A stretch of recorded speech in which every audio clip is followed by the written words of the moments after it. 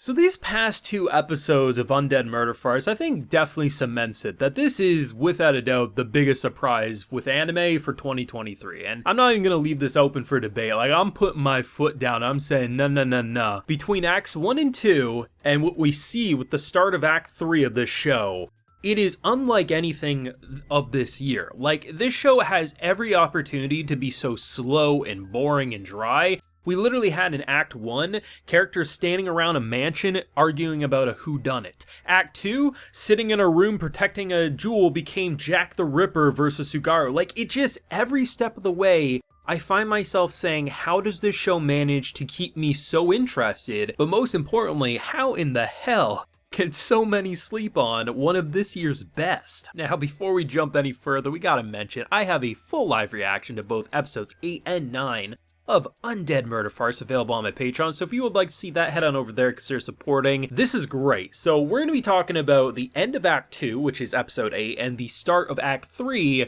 which is episode 9. And last week was a great stopping point. It really was. It's very interesting when you think about where we started this show off. It was a severed head and a half-human, half-Oni hybrid, and the idea of getting a body back that was stolen from an immortal, and in return, giving a cure for someone who eventually is going to have his body kill him.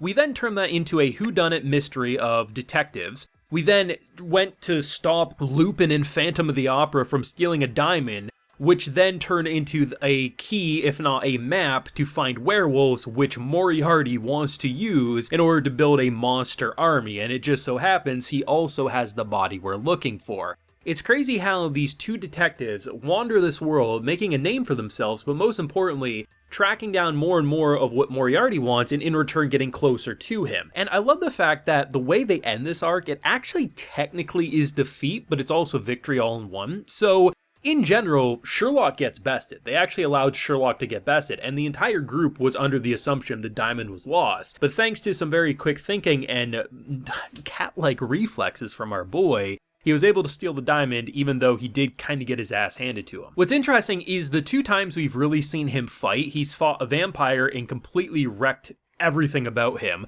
And you could make the argument, well, he's a kid vampire, so he's not as maybe strong as the dad or something, but no, like he pushed his shit in. But then with the second act, we had him versus Lupin and he lost, but then we also learned that he lost on purpose. So him going up against Jack the Ripper and actually getting his shit handed to him, like he got pushed in. Did he get annihilated? No, but I feel like had some signal flares not gone off, like it's entirely possible Jack the Ripper could win there. But for someone like Sugaru, it wasn't about winning, it was about getting the diamond back, and I love how he was able to do so. And seeing the different fights, I mean, Two Girls had to be like the best fight, because you basically have someone who just is not into the bisexuality at all, and she's basically, you know, just trying to cut her head off, shoot her, she's got silver bullets, you know, this vampire bitch, she needs to go. And then what happens after you stab her in the ass? Well, the blood then gets on you and you get into this intoxicating aroma. And honestly, it was just a really, really good fight in general. But I like the fact that they really had me buying into them losing in this moment. And it's kind of funny because at one point, Aya's just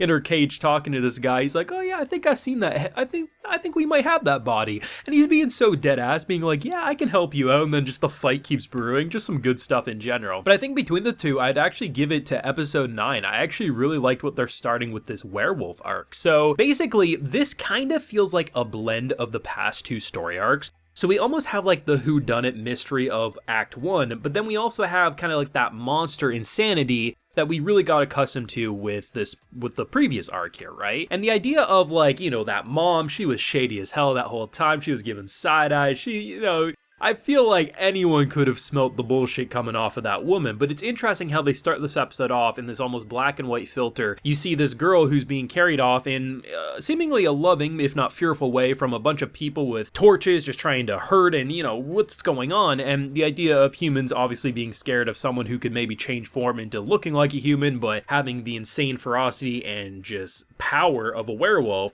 And the idea that over these like months, over the past year, like these 13-year-old girls are going missing, and in terms of the crime scene, it looks like someone tore through there. Like, you know, they wrecked the room up, and then they discover a body and it's just mauled to death. They say they verify things because of moles and birthmarks and stuff, but at the end of the day, it doesn't feel like the werewolves are doing something for bad reasons. And I'm interested to see if they're trying to go the route of the werewolves are trying to help kids who maybe have illnesses. We know the girl was in a wheelchair, so I'm not sure if that's kind of the direction they're going, but there's a lot of mystery on why the werewolves are doing it. The only thing that seems like we guarantee understand for sure is that, well, one, they're not doing it for like bad reasons right now, right? Like the way they tore up everything, the way they carefully like made it look like it was bad, but very carefully took the kid away. You know, everything about it feels to me like there's a lot more to that in that department. And also, I'm very curious to see where the village in general is going to go. Because like as soon as we rolled up there, you know, Zeke,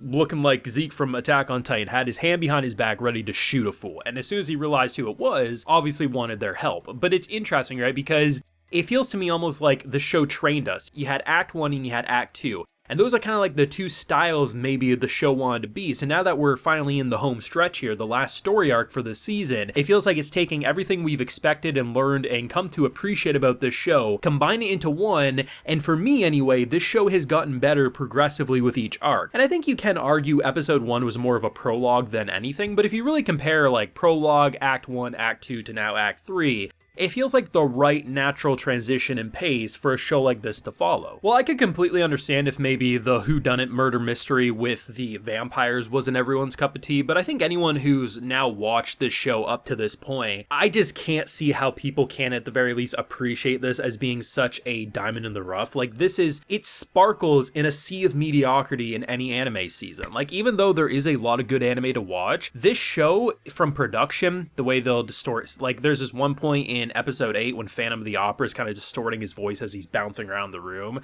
They just have such careful attention to detail, and they know how to make you second guess and question everything. And even though at the end of the day we have a smart-ass talking head who can dead-ass look at a gun being pointed at her saying, shoot bro, I've lived 900 years longer than you, I'll live 900 years longer after, as you have Sugaru just grinning ear to ear, just trying to get under people's skin, but maybe secretly trying to help at the same time. And a killer maid who just, you know, at every step of the way wants to bully this boy because he doesn't want her mistress' time and attention taken away from her. It somehow has so much depth in the writing, and it feels like, well, yes, sometimes I can compare to Rakugo Shinjo or, you know, maybe even Bungo Stray Dogs in a certain sense. You know, there's elements that you can kind of pick apart from and say, this kind of reminds me of so-and-so, but as a whole, Undead Murder Farce or Undead Girl Murder Farce, no, it's unique, and this deserves a season 2. Now, of course, those are my feelings. Let me know your thoughts on either the end of the last arc or the start of this new one. This werewolf stuff seems great to me, but let me know how you're feeling down below. Leave a like if you enjoyed, subscribe if you're new around here, of course ring that bell so you can get notified when I upload more videos to the channel, and like I mentioned, we have full live reactions to both of these episodes available on my Patreon. And hey, while you're there, you'll also get a video shoutout like Tony X, Brett Itzka, Trap Senpai, and Euro Cruz are getting today. So I appreciate the support, everyone. Please take care and have a good one.